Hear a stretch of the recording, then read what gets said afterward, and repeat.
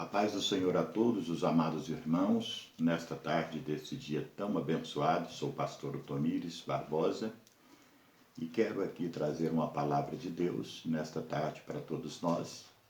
E eu já quero deixar aqui, o nome do nosso canal, que é Encontro com Cristo, e também o número para todos aqueles que quiserem entrar em contato conosco para nos convidar às vezes para levar uma palavra de ensino ou também pregar também na igreja.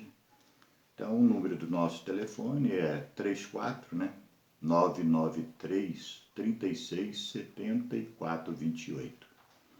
A maioria dos vídeos que a gente postou, os telefones estão errados, com exceção aquele último, que é 993 36 74 28. Então, aqueles que sentirem no coração, a gente está aí à disposição para servi-los. Amém? Eu quero, neste momento, trazer uma palavra a respeito de Gênesis 31, versículo 34 e 35, a respeito dos ídolos e da pessoa de Raquel. Quem era Raquel? Raquel foi uma das mulheres de Jacó. Eu quero deixar para nossa meditação aqui, primeiramente, depois iremos fazer o comentário a respeito da palavra do Senhor. Está registrado em Gênesis, capítulo 31, e versículo 34 e 35, assim a palavra de Deus. Mas tinha tomado Raquel os ídolos e os tinha posto na albarda de um camelo, e assentou-se sobre eles, e apalpou Labão toda a tenda, e não os achou. E ela disse a seu pai: não se acenda a ira nos olhos de meu senhor, que não posso levantar-me diante da tua face, porquanto tenho costume das mulheres. E ele procurou, mas não achou os ídolos. Este texto e esta passagem bíblica é pouco mencionada.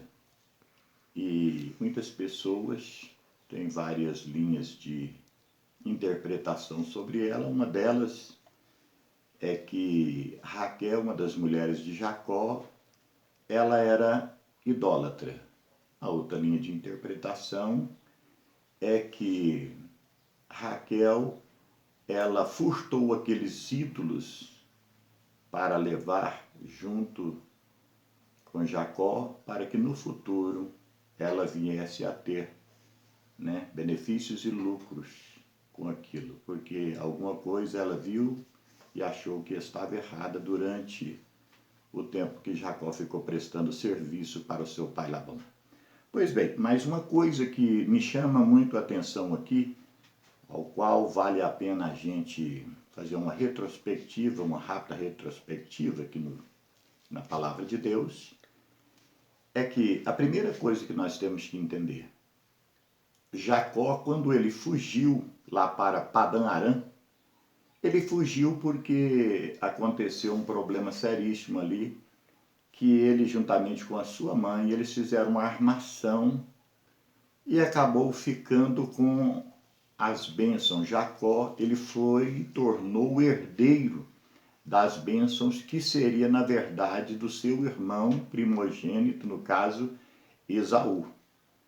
E sabendo Jacó agora que já tinha muitos falado que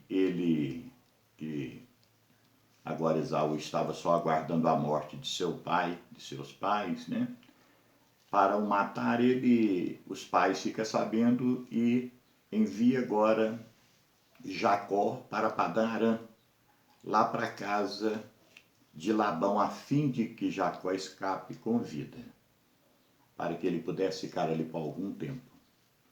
Por quê? Porque as bênçãos agora, que seria de Esaú, ela foi transferida agora para Jacó. E uma coisa que nos chama a atenção, e nós vamos ver isso no decorrer aqui da palavra de Deus. Quando Jacó, ele chega na cidade de Padã Arã, ali próximo. Ele avista ali, né, um tanque, e ele vê as moças ali dando água para os rebanhos, e ele agora olha e vê uma dessas moças, a qual tinha por nome de Raquel, ao qual era filha de Labão, e ele amou aquela moça, diz a Bíblia Sagrada. Ele ficou, né, apaixonado por aquela moça.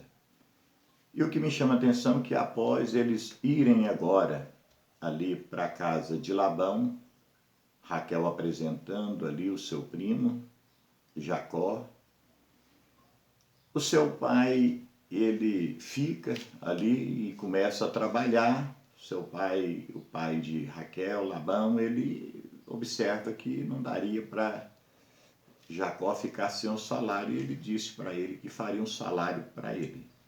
Mas neste momento, o que acontece? O coração de Jacó já estava muito afeiçoado a Raquel, ele estava amando a Raquel. E diz a Bíblia Sagrada que Labão chama para conversar, para tratar a respeito de salário, e ele então diz que trabalharia, né, para o seu tio Labão, mas que o salário que ele queria era a mão da sua filha, por nome de Raquel, em casamento. Assim aconteceu, ele trabalha 7 anos, todos conhecem a história. Depois que ele trabalhou 7 anos, Labão ele tinha uma filha que não era, no caso, a menor, mas que era a primogênita, por nome de Leia, ou Lia, né? A Bíblia a gente vai ler, você vai ver Leia, porque está escrito aqui no hebraico. O Velho Testamento foi escrito no hebraico. Então você vai ver Leia, mas na verdade o nome é Lia. Então agora, depois dos 7 anos, no dia que Jacó ficaria então com Raquel, na verdade Labão leva ali Leia, né? E Leia fica com Jacó. Quando amanhece o dia, ele assusta com aquilo, ele vê e ele fica inconformado com aquilo.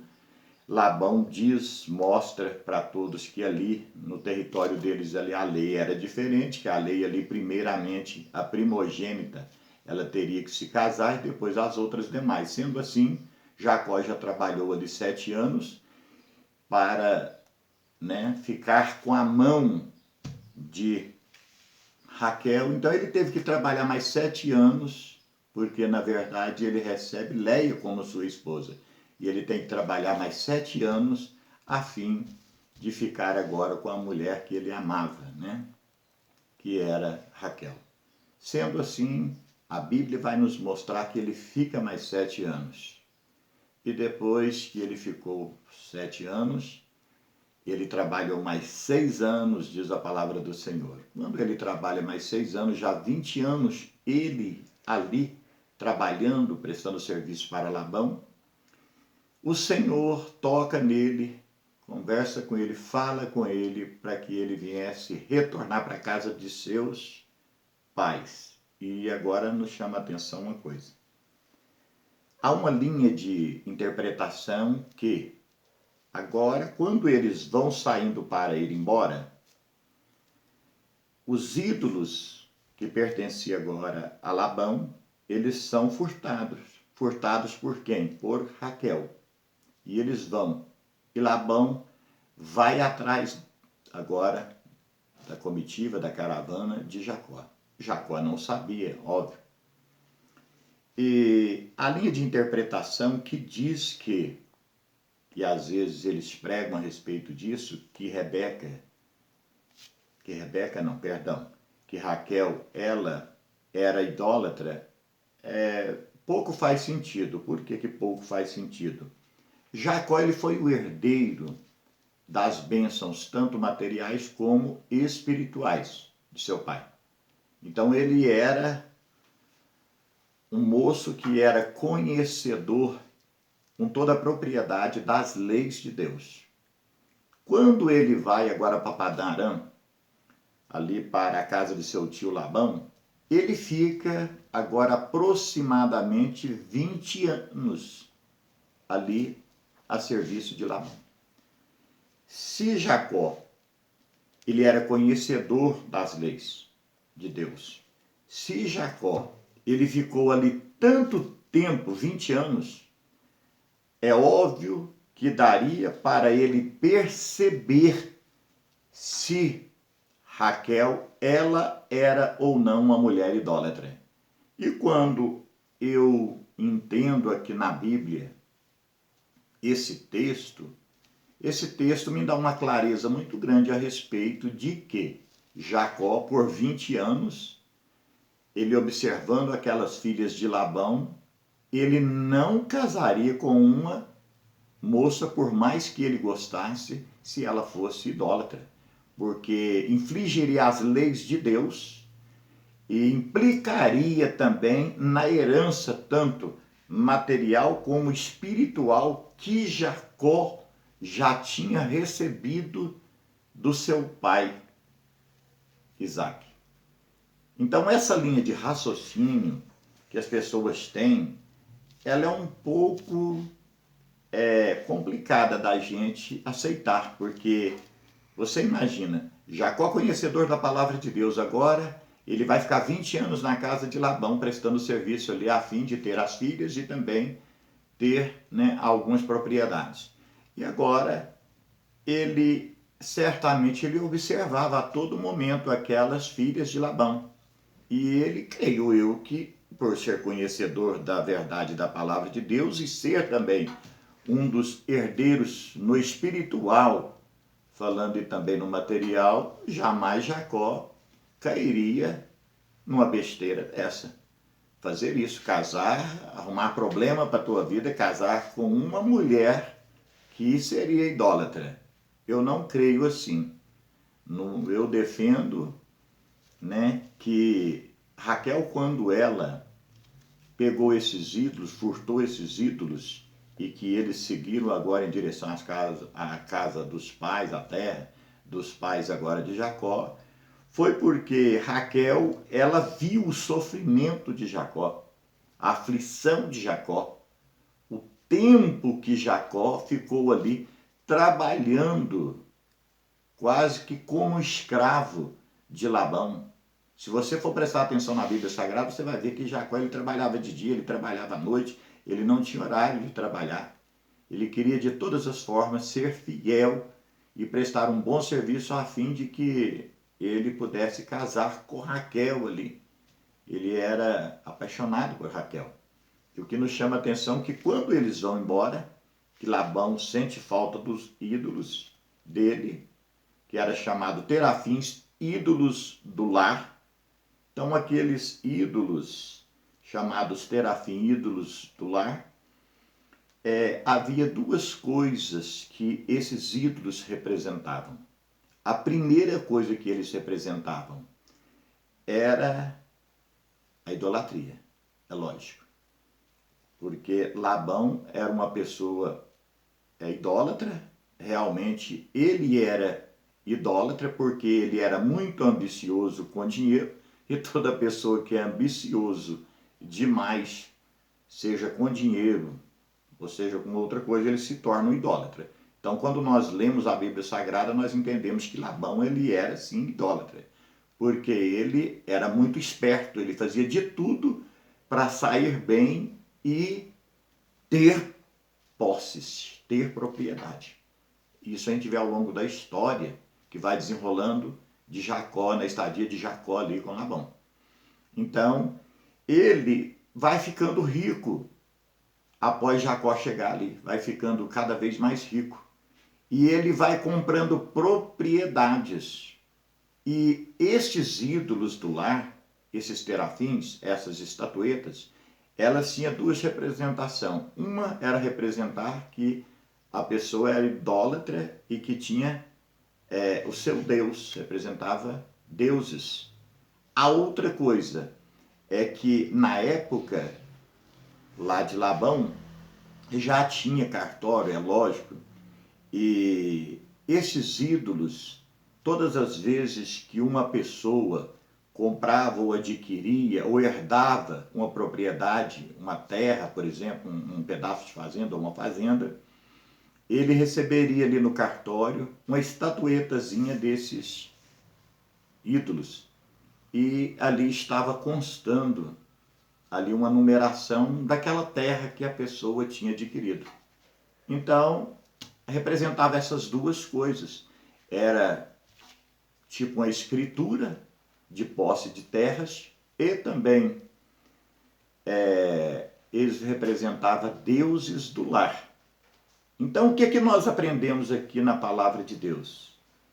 Que quando agora Jacó vem embora, Labão vai atrás. Mas quando Labão vai atrás, ele procura ali os seus ídolos e ele não encontra.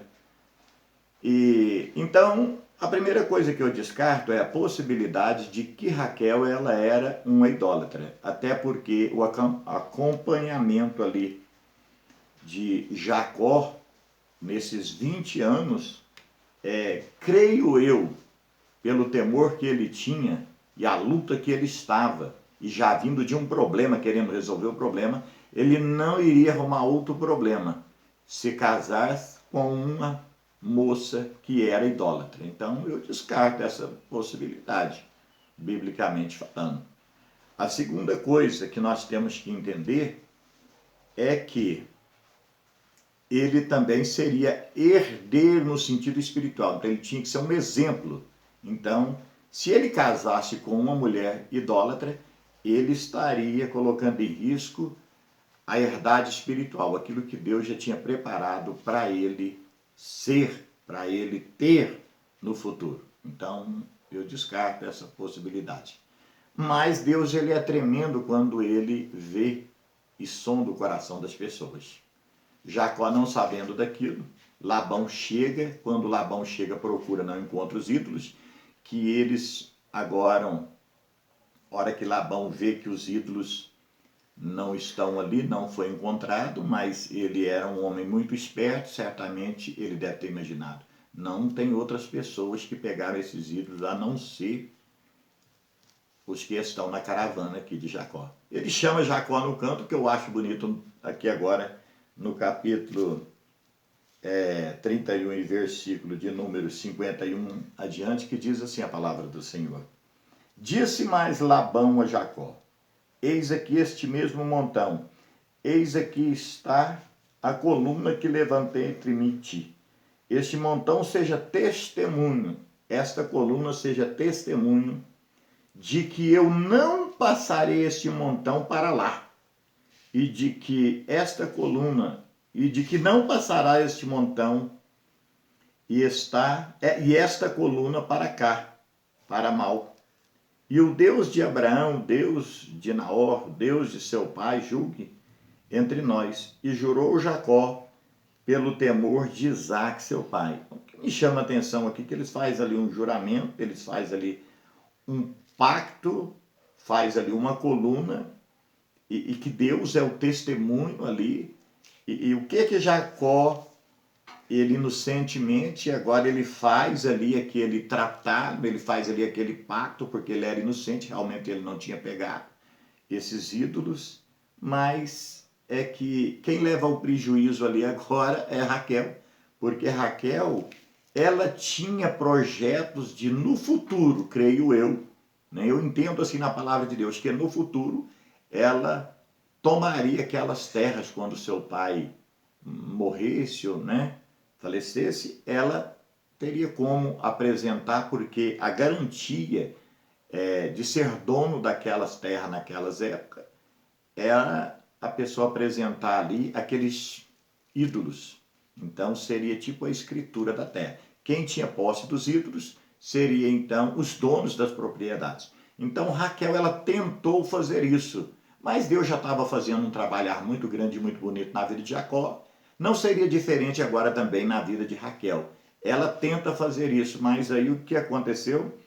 Aí agora Labão, muito esperto, e creio eu que foi da vontade de Deus também, ele chamar Jacó e fazer esse pacto, que a partir daquele dia ali, que Jacó fosse embora, Jacó não voltaria para reclamar propriedade, terra, gado, nada que fosse que estivesse na posse ali agora de Labão ou dos seus filhos.